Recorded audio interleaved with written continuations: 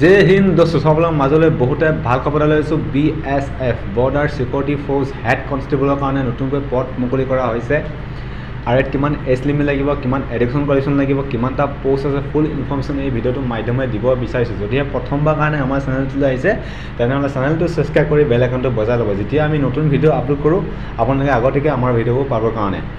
আৰু ইয়াত total post আছে 1121টা। পোষ্ট নাম ৰেডিঅ' অপাৰেটাৰ আৰৰ কাৰণে আছে 910টা, ৰেডিঅ' মেকানিকৰ কাৰণে আছে 211টা। আৰু ইয়াত আপোনালোকে এজ লিমিট দিয়া হৈছে 18 বছৰৰ পৰা 25 বছৰলৈ 1/1/2025 পৰা ধৰা হ'ব। এজ ৰিলেক্সেশ্যন দিয়া হ'ব SC ST কাৰণে 5 বছৰ, OBC কাৰণে 3 বছৰ পাব। আৰু এই পদবোৰ কাৰণে আপোনালোকে এপ্লাই কৰিবলৈ এডুকেশ্যন কোৱালিফিকেশ্যন লাগিব আপোনালোকৰ। যদি আপোনালোকে মেট্ৰিক পাছ কৰিছে, লগতে আপোনালোকৰ ITI 2 বছৰ ITI আছে, তাৰ লগতে আপোনালোকৰ যি television, electronic, computer operator, programming assistant, ডাটাৰ preparation and computer software, general electronic যদি আপোনালোকৰ 2 বছৰ ITI চাৰ্টিফিকেট আছে তেনেহ'লে এই পদবোৰ কাৰণে আপোনালোকে এপ্লাই কৰিব পাৰিব। আৰু যদিহে আপোনালোকে হাই ছেকেণ্ডেৰী পাছ কৰিছে, যদিহে আপোনালোকে ছায়েন্সৰ ষ্টুডেণ্ট হয়, তাৰ লগতে আপোনালোকৰ ফিজিক্স, কেমিষ্ট্ৰি, মেথামেটিক্স যদি আপোনালোকৰ আছে তেনেহ'লে আৰু আপোনালোকৰ 60% মাৰ্কছ থাকিব লাগিব, তেনেহ'লে এই পদবোৰ কাৰণে আপোনালোকে এপ্লাই কৰিব পাৰিব। আৰু লগতে আপোনাৰ যি হেড কনষ্টেবল মেকানিকৰ কাৰণে আপোনালোকৰ একেই চেম টু চেম আপোনালোকৰ একেই কোৱালিফিকেশ্যন লাগিব। তাৰপিছত আপোনালোকে এপ্লিকেশ্যন ফিজ ক'বলৈ আপোনালোকৰ জেনেৰেল কেণ্ডিডেটে 100 টকা দিব লাগিব, EWS কেণ্ডিডেটে 100 টকা দিব লাগিব, OBC কেণ্ডিডেটে দিব লাগিব 100 টকা, ST SC কেণ্ডিডেটে কোনো ধৰণৰ ফিজ দিব দৰকাৰ নাই।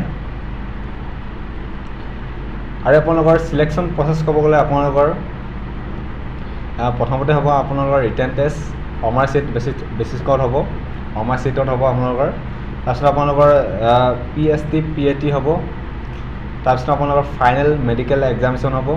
তাৰপিছত আপোনালোকৰ ফাইনেল ৰিজাল্ট দিয়া হ'ব।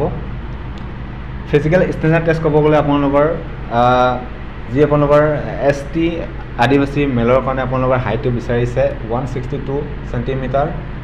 তাৰপিছত আপোনাৰ নৰ্মেল মেলৰ কাৰণে বিচাৰিছে 168 চেণ্টিমিটাৰ।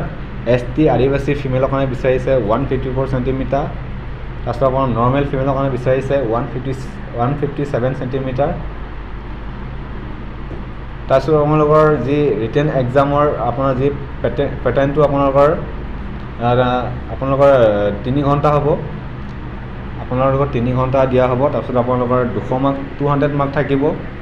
তাৰপিছত আপোনালোকৰ এটা কুৱেশ্যনত 2 নম্বৰকৈ থাকিব।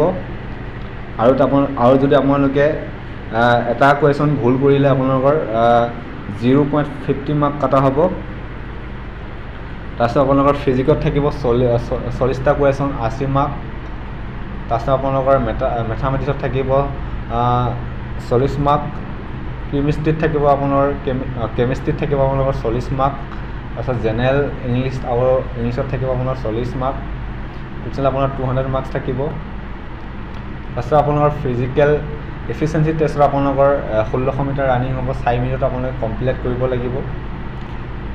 তাৰপিছত আপোনাৰ লং জাম্প মাৰিব লাগিব 9 ফুট, 3বাৰকৈ চান্স দিয়া হ'ব। হাই জাম্প মাৰিব লাগিব 3 ফুট, আপোনালোকৰ 3বাৰ চান্স দিয়া হ'ব। তাৰপিছত আপোনালোকৰ ইয়াৰ এপ্লাই অনলাইন আপোনালোকে ষ্টাৰ্ট হ'ব। আপোনালোকৰ যি 24 আপোনালোকৰ আগষ্টৰ পৰা অনলাইন ষ্টাৰ্ট হ'ব। তাৰপিছত আমাৰ লাষ্ট ডেট আপোনালোকৰ 23 ছেপ্টেম্বৰ 2025 আপোনালোকৰ লাষ্ট ডেট। আৰু এইখিনি ক'বলগীয়া আছিল। যদি ভাল লাগে লাইক কৰিব, কমেণ্ট কৰিব আৰু চেনেলটো ছাবস্ক্ৰাইব কৰি ল'ব। Thank U.